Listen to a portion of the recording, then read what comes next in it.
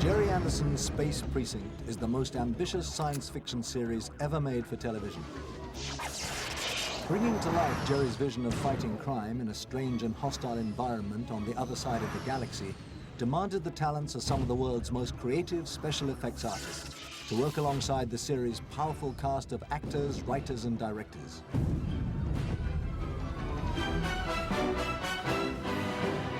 The result is a magnificent achievement, setting new standards in science fiction television.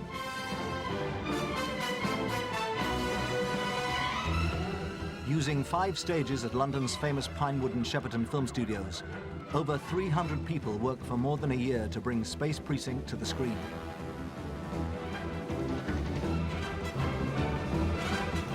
Action! For its creator, it seemed obvious that his new police series should be set in space. We've had every kind of cop imaginable, except the space cop. And so I thought, well, this is clearly a very, very successful formula. If I can come up with something that is different and something that is in line with what I normally do, it could be very successful, and so hence Space Precinct. Precinct 88's station house sits in orbit, high above Demeter City on the planet Altor. New York cops Brogan and Haldane have transferred from Earth to work with the city's police force, and soon discovered that crime in Demeter is much like crime in New York, only much worse. Brogan is played by Ted Shackelford, who for 14 years starred as Gary Ewing in Knots Landing. People ask me what I want to do next, and I'd say, well, I'd like to run around with a big gun and kill bad guys. Here I am.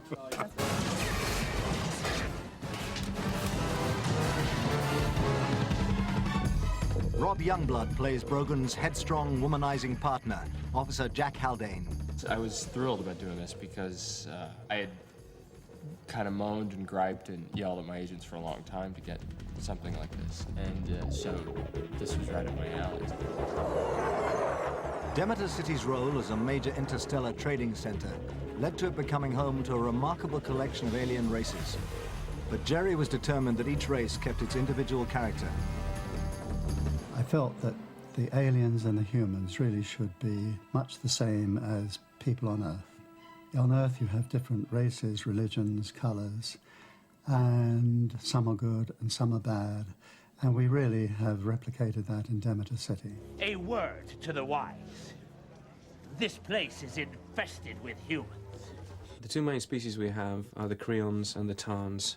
The Creons are reptilian. They're based really on a chameleon-type character. They have independent eye movement, and they're quite tough. Then we have the Tarns. As we designed them, they became more aquatic, and they have the power of telekinesis, which means they have a third eye, and they have the power to read people's minds and move objects.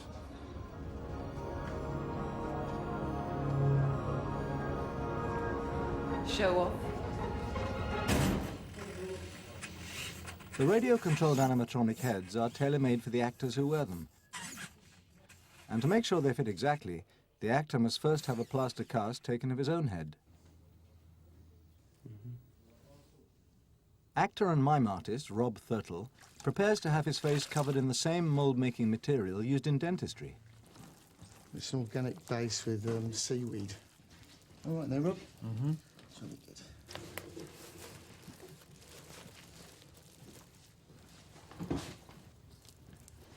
That's good. All right then. Okay, start soaking bandages. The face mold is held in place by a final layer of plaster of Paris. There's a room to breathe there. And now you take a very deep breath and sort of expand your chest as if you're the Hulk. So you're forcing yourself to see a crack appearing, which is a nice way to release it. Beats the old hammer and chisel. Now this will just fall away. Now move your face. Suck your cheeks in. Bend your head slightly forward. Oops, it's just coming out of the jacket a bit. Slowly. Okay, that's it. Nice and slow. And there we have the life cast. Okay, do you want to hold that? How'd you feel,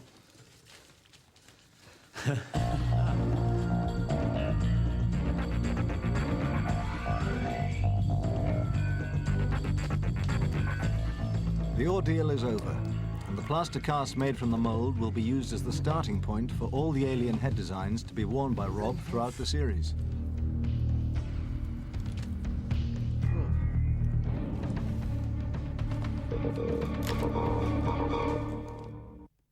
Every new character in the series first emerges as a design drawing. Artist and sculptor Gary Pollard sketches Drover Pike, the high-powered attorney from the Forever Beetle.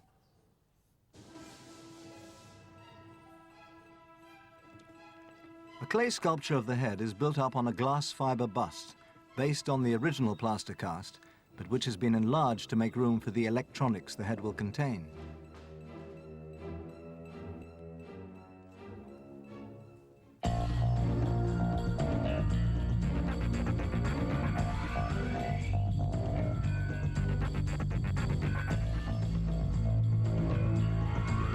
A series of molds taken from the clay sculpture result in the final latex skin, which is meticulously painted to suit the character.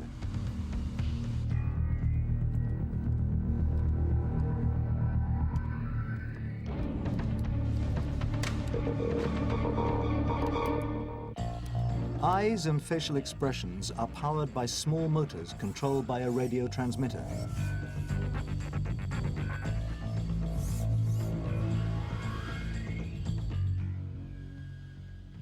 A pair of spectacles completes the animatronic head of Drover Pike, and he's now ready to fight for his client. That's it. You want to go fishing? Do it on your own time, Brogan.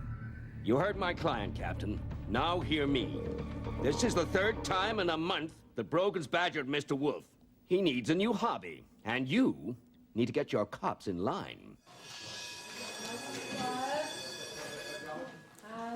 Sound running. 117, take 2. AMP cameras. And action! It's on the studio floor at Pinewood that the human and alien actors join the crew to get on with the serious business of filming the series. Working with aliens is kind of tricky because they're surrounded by 6 people with radios that control various aspects of their face, you know, the eyebrows, eyes. There's always an army of people around them, far more than someone like Elizabeth Taylor used to have. You know, it was just incredible the amount of attention they demand and get. It doesn't have to be, the line can start. If it's a bit thrown away. Yeah, that's fine, because you come onto it as he's saying it. I thought it looked very natural. Okay, fine. Turn over, please. 216, take 2. Move! Move! It's your head! I said move! And just do one more, please, Chris. Is that all that was about? Rob Thurtle, playing alien businessman Armand Loyster, is beginning to feel the heat. Could I have a blast of oxygen in here? Yeah. Just being inside that thing, you'd be in for about 10 or 15 minutes, it heats up very, very quickly. And with the head on and all the electronics inside there, and just that amount of latex and foam rubber, you're going to get very hot anyway. But the amount of air you can actually get in is restricted. So that's even when you're static. Oxygen. No, I'm all right, actually. It's fine. Right. You got it? Then when you go in under studio lights and you start doing the sort of things that Armand Loyster was asked to do, be in the back of a limousine, put his head out and flick a thing off the bonnet of the car with his tongue, you know, you really actually start gasping for breath.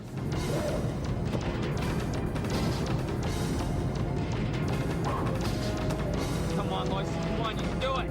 I can see very little from inside because I'm looking at the mouth. But added to that, it's talking, so it's closing, and so there are points when you see nothing. And if you're just trying to walk casually through your own flat where you're supposed to live and be very at ease, and your visibility keeps closing off, you basically, the way I work it is that before I put the head on, I just step it through so many times that my body has a sort of memory of the feeling of those steps, and I know that there are 6 steps to the point that I turn. And I pretty much try and rehearse it with my eyes shut. Acting with somebody with a blue head and 3 eyes is very strange. You know, first of all, you don't know where to look because, you know, you can't, their eyes, on the crayons especially, their eyes are so far wide apart, you can't just focus kind of in the middle. It's kind of one of these things. That took a good couple of months to get used to, and I know for the first 2 or 3 weeks, Ted and I both we'd get done with the scene with one of the heads, and we'd look at each other and say, "Where were you looking? What were you doing?" It's really weird, but you know, a credit though to all the actors and the technicians, and especially the actors inside of them. They make it so believable. You really do, after a while, forget that that's what you're doing. I needed that courier alive, remember? I didn't intend to kill him, Captain. I meant to disable him. You hit a vital organ. How was I supposed to know his brain was in his armpit? Isn't it about time you learned? The actors playing aliens soon found that they had to learn new techniques if their characters were to prove convincing. I'd never done anything like this at all before. And we have in our cast a number of people who've done a lot of mime, people like Rob Thurtle and so on, and they were immensely helpful in the first couple of months. They said, you know, if you do that, you look wooden. You know, don't just move like this. If you're going to move, you've got to move the same as if you're, it's, you know. Listen to me, you piece of sludge. I'm from Skull Street. That's right. It was my pond you messed in. If your face is fully expressive, which a mask never can be, however expressive you make it, the tiny little expressions indicate what you're doing. If you're trying to indicate something with a mask, I mean, if you want to listen, you've got to do something a little more than you would do if you're not wearing a mask. And I really hadn't thought about that sort of thing, and it's developed, and I hope, you know, the heads are more alive now than they were when we started. A meal and a Magnus tea. Captain Podley's eyes are operated for Jerome by ex-Thunderbirds puppeteer Christine Glanville.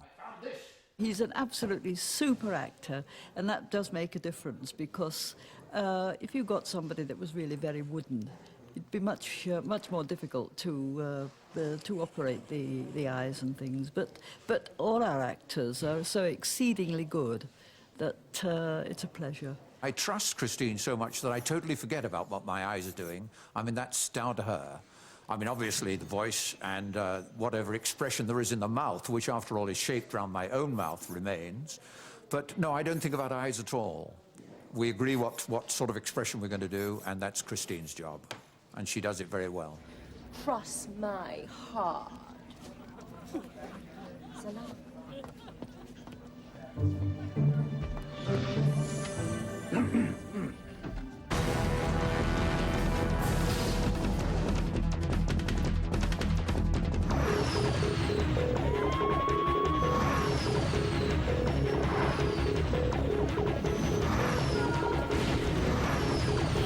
Space Precinct boasts the most ambitious special effects ever to be used in television science fiction, and they're achieved by using state-of-the-art computer technology.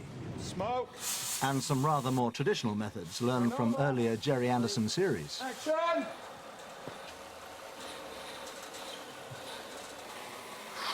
Cut. Nice one. I rely very heavily on what I call the Thunderbird technique to fly a lot of the cruisers around on wires and what have you, and shooting at higher speeds to slow them down, give the explosions mass, all that kind of stuff. And I think it gives not necessarily a hyper-realistic, but a very entertaining sort of feel. Turn over. Action! Cut. Nice one. Detailed storyboards ensure that both the live-action unit at Pinewood and Shepperton's model unit understand how a finished sequence is going to look, and determine that the transition from special effects shots to live filming are undetectable. You can see here we've got a chase sequence, and the way that's drawn, it helps the live-action director visualize the shot, and also to see the right to left and the left to right, so he can make sure that he's cutting live action the correct way with the model shots as well. So you get a nice flow through, so you can cut inside the vehicle, outside the vehicle, see what's going on. You don't break the continuity of the flow of the action that's happening. They're coming up! Get on their tails! Hang on!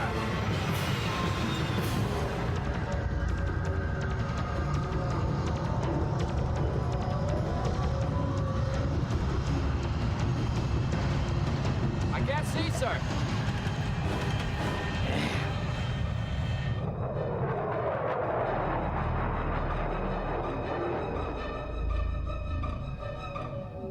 Next time I shoot back. Turn over. And action.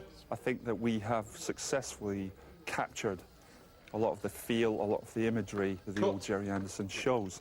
Whenever a craft crashes, very much in the Jerry Anderson tradition, it crashes as if it's loaded with thousands of tons of TNT. So it doesn't just blow up once, it blows up half a dozen times.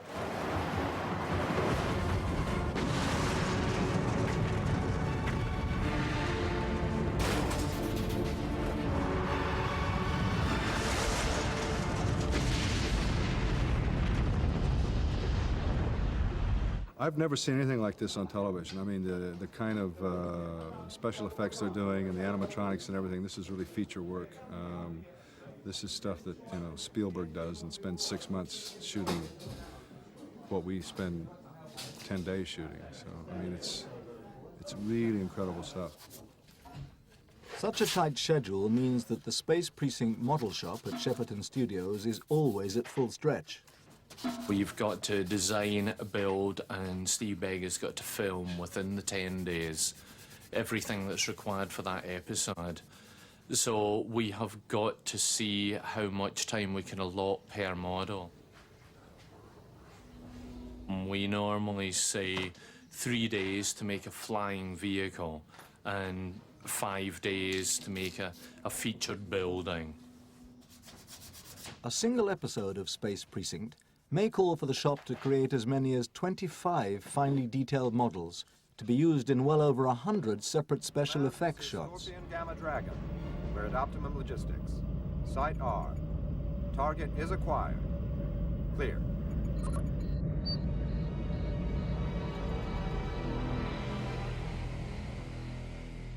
Well, the model shop doesn't only make models. As you see around me here, this is the interior of a stealth bomber. We've actually made this from real aircraft components, as well as everyday household goods, like click bins, yeah. This is a real ejector seat from a Buccaneer fighter. Prep and launch your missile. Clear. And the throttles are not real throttles, but they are part of a helicopter. This is the seat from one of the ejector seats. Up here, high-altitude oxygen unit. And yes, you were wondering what happened to those mini click bins. Well, here they are as a door surround. Launch missile. Affirmative. Fire in the hole. So much of it is done in front of blue screens and grease screens and miniatures and, you know, blah, blah, blah. And you got 15 people with remotes working heads. And so there's not a lot of continuity to it as you're doing it. So it's, every week it's amazing to me to see the final product. And, you know, and it's always kind of like, whoa, geez, that's what that looks like? You know, because you have no idea. So and so much of it I still marvel at, going, how did they do that? You know, and I'm there doing it, and you still think, how did they do that? So it's really fantastic. The script of Hate Street called for Brogan and Haldane to scour an intergalactic freight depot in search of a suspect. How do you find a needle in a haystack? It would have been impossible to build such a vast and costly set, but a way was found by using the green screen process. See, I told you. Nothing going to day night for 36 hours. Yeah, well, I don't care. She's here. I know she is. What'd you try down there?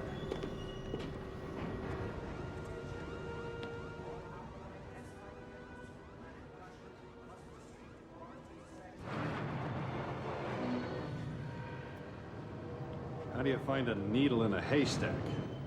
The magic of green screen enabled our heroes to be reduced in size and combined with a model of the depot just a few feet high. See, I told you.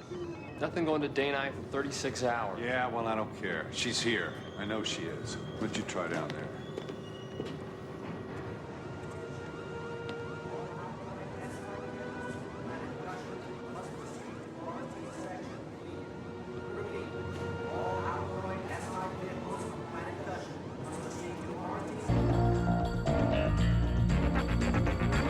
The combination of green screen and the computerized motion control camera creates some of the most breathtaking special effects in the series.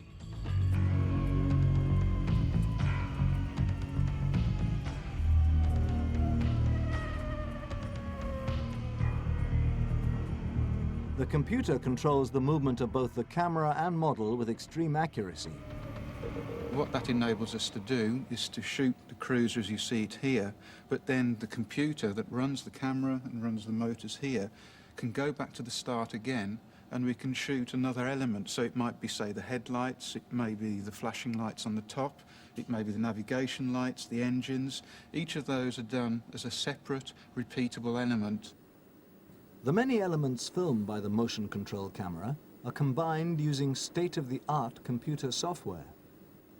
The computer converts the image of the cruiser against the green screen into a solid black and white version of the image, called a matte. The matte allows the cruiser to be inlaid into the chosen background. Other layers of filming, such as lights and engine glow, are added frame by frame to complete the effect.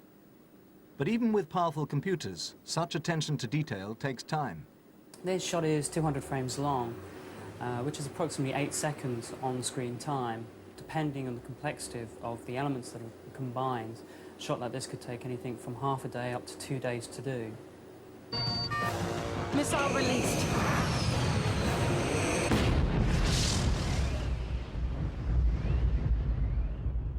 The final task on each episode of the series is the creation of the soundtrack. There's a lot of mixing of different elements, music, background effects, as in atmospheres of cities, forests, wherever we are, spot effects, that's the sound of the ships, the machines, guns, all that kind of thing, and also Foley, which is the footsteps and rustles with shuffles of the actors. Because the show is set in the future, most of the sound effects must be specially created, and above all, must be believable.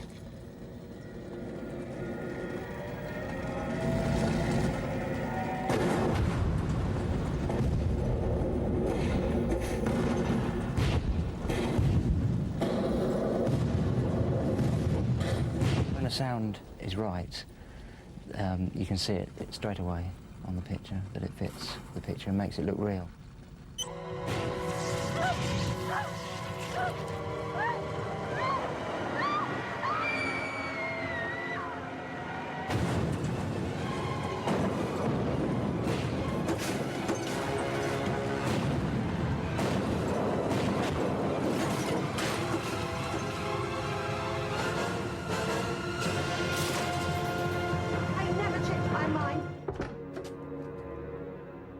Each green band represents a separate soundtrack, which has been matched to the picture and is now being mixed with the music score and the dialogue in Dolby Surround to add even more excitement.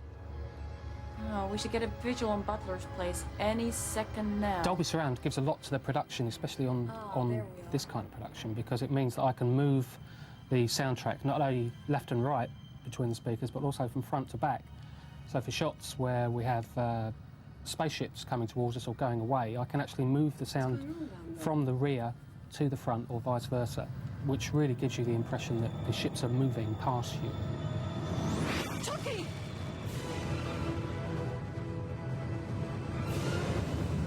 You have entered restricted military airspace. Change your heading to 096 and exit this fly zone. What a nerve. This is Officers Castle and Took, DCPD 88th Precinct, on official police business. Request permission to proceed. I repeat, change your heading and exit this fly zone. Failure to do so will result in the immediate use of force.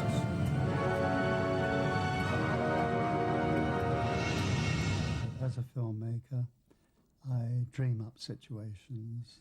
I have mental pictures. And I come into the studio and I do my best to bring those pictures and those concepts to the screen. And I suppose really I'm producing what I like myself. And if people feel that that is a particular style and they like it, then I guess I'm pretty lucky.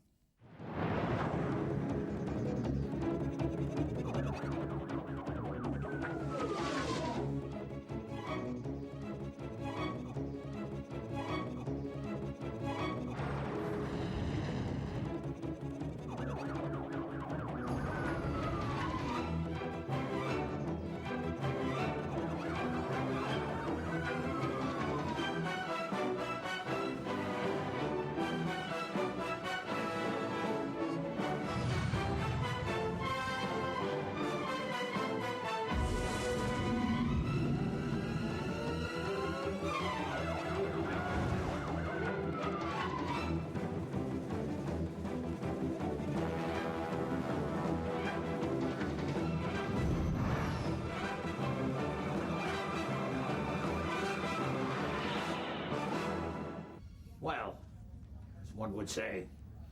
Lovely.